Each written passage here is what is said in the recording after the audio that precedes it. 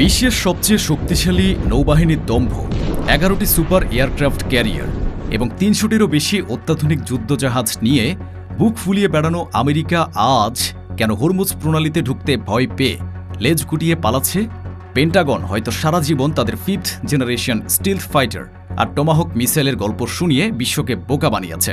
কিন্তু আজ চরম সত্য হল, মার্কিন নৌবাহিনী এখন পর্যন্ত একটিও তেলের ট্যাঙ্কারকে হরমুজ প্রণালী পার করে দেওয়ার সাহস দেখাতে পারেনি। নেভি ডিকোডেডের একটি চোখ ধাঁধানো বিশ্লেষণ থেকে মার্কিন সামরিক অহংকারের সবচেয়ে বড় পতনের চিত্রটি আজ দিবালোকের মতো স্পষ্টভাবে ফুটে উঠেছে।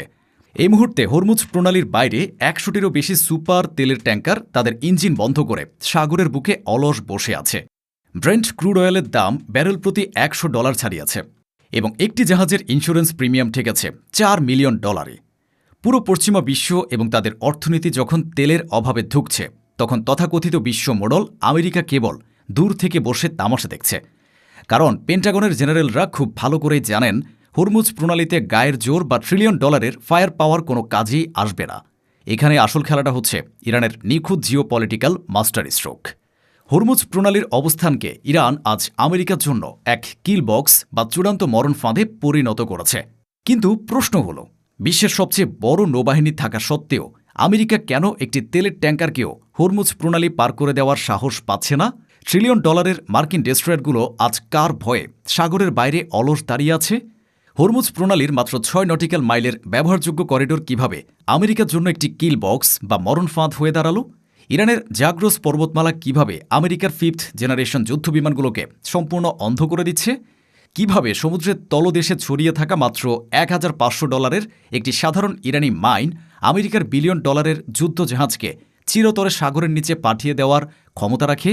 1988 সালে ইউএসএস স্যামুয়েল বি রবার্টস নামের মার্কিন যুদ্ধজাহাজের সেই ভয়ানক পরিণতিকে আমেরিকা আবারও দেখতে ভয় পাচ্ছে। পাহাড়ের ভেতরের গোপন টানেল থেকে মোবাইল লঞ্চারের মাধ্যমে কিভাবে ইরান আমেরিকার চোখের আড়ালে তাদের ধ্বংসাত্মক ব্যালিস্টিক মিসাইল তাক করে বসে আছে। আইআরজিসি এর শত শত স্পিডবোট বা কামিকাজে ড্রোন কিভাবে আমেরিকার ঘুম হারাম করে দিয়েছে। মার্কিন মিডিয়া কেন এখন নিজেদের এ চরম সামরিক ব্যর্থতা এবং কাপুরুষতাকে ঢাকতে নির্লজ্জ মিথ্যাচার করছে? আর কেনই বা আমেরিকার জেনারেলরা তাদের বহুমূল্য ডিস্ট্রয়ারগুলোকে ইরানের পাতা এ মরণ ফাঁদে ঢোকাতে ভয় পাচ্ছেন? আর সবচেয়ে বড় প্রশ্ন, সাম্রাজ্যবাদী আমেরিকা এবং দখলদার ইসরায়েল আজ কি এটা বুঝতে বাধ্য হচ্ছে যে পেশিশক্তি দিয়ে হয়তো সাময়িক আগ্রাসন চালানো যায়, কিন্তু নিখুঁত স্ট্র্যাটেজির কাছে পরাশক্তিকে লেজ গুটিয়ে পালাতে হয়? এই সব প্রশ্নের উত্তর জানতে ভিডিওটিতে একটি লাইক দিয়ে শেষ পর্যন্ত আমাদের সাথেই থাকুন। চলুন আমেরিকার নৌবাহিনীর পতনের এ আসল সত্যটা জেনে নেই।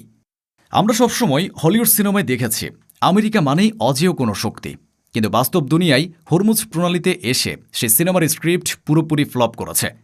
নেভি ডিকোডেড এর বিশ্লেষণ বলছে, এই মুহূর্তে হরমুজ প্রণালীর বাইরে 100টিরও বেশি বিশালাকার সুপার ট্যাঙ্কার আটকে আছে।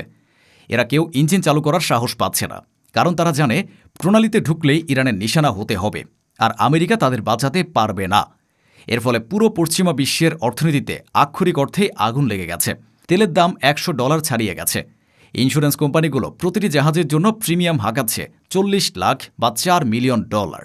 অর্থাৎ জাহাজ পার হওয়ার আগেই কোটি কোটি টাকা গচ্ছা যাচ্ছে।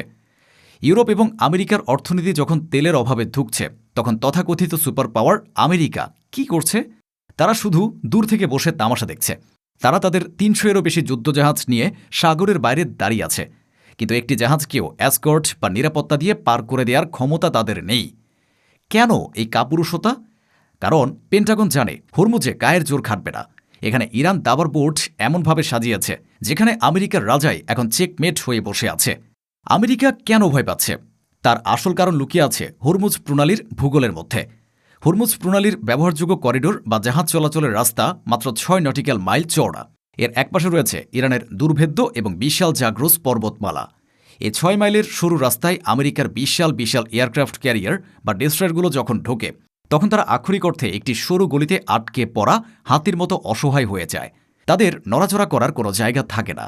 আর ঠিক এর পাশেই জাগ্রোস পর্বতমালার ভেতরে দশকের পর দশক ধরে ইরান অত্যন্ত সুকৌশলে তৈরি করেছে হাজার হাজার গোপন টানেল। আমেরিকা হয়তো আকাশপথে হামলা চালিয়ে বড়াই করতে পারে, কিন্তু এই পাহাড়ের ভেতরের টানেলগুলোতে আমেরিকার স্যাটেলাইট বা স্টিলথ ফাইটারগুলো পুরোপুরি অন্ধ। এই টানেলগুলোর ভেতর দিয়ে মোবাইল লঞ্চারের মাধ্যমে যে কোনো মুহূর্তে ধেয়ে আসতে পারে ধ্বংসাত্মক ব্যালিস্টিক মিসাইল। লঞ্চারগুলো পাহাড় থেকে বেরিয়ে মিসাইল মেরেই আবার পাহাড়ের গভীরে লুকিয়ে যায়। আমেরিকা বুঝতেই পারে না আঘাতটা কোথা থেকে এলো। এই ভৌগোলিক সুবিধাকে কাজে লাগিয়ে ইরান এমন এক অ্যাসিমেট্রিক বা অসম যুদ্ধের ফাঁদ তৈরি করেছে যা ভেদ করা আমেরিকার সাধ্যের সম্পূর্ণ বাইরে।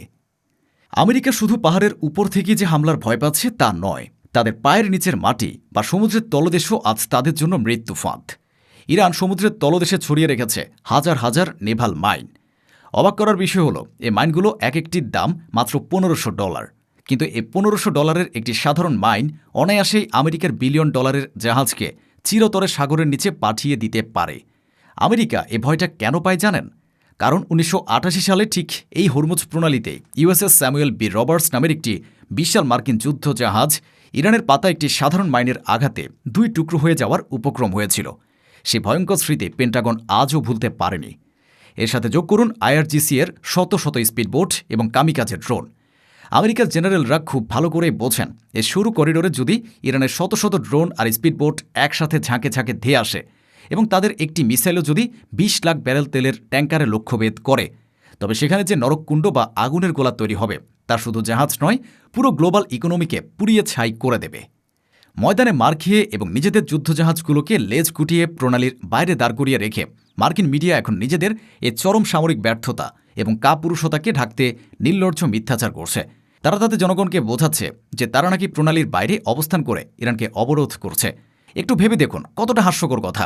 যারা নিজেদের তেলের জাহাজগুলোকে পার করতে পারছে না তারা নাকি ইরানকে অবরোধ করছে।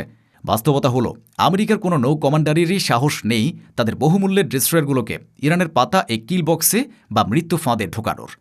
সাম্রাজ্যবাদী আমেরিকা এবং দখলদার ইসরায়েল আজ ভালো করেই বুঝতে পারছে পেশিশক্তি বা $1 ট্রিলিয়ন অস্ত্র দিয়ে হয়তো সাময়িক আগ্রাসন চালানো যায়, কিন্তু ইরানের মতো আত্মমর্যাদাশীল রাষ্ট্র যখন নিখুঁত জিওপলিটিক্যাল স্ট্র্যাটেজির কার্ড খেলে তখন পরাশক্তিগুলোকেও লেজ গুটিয়ে পালাতে হয়।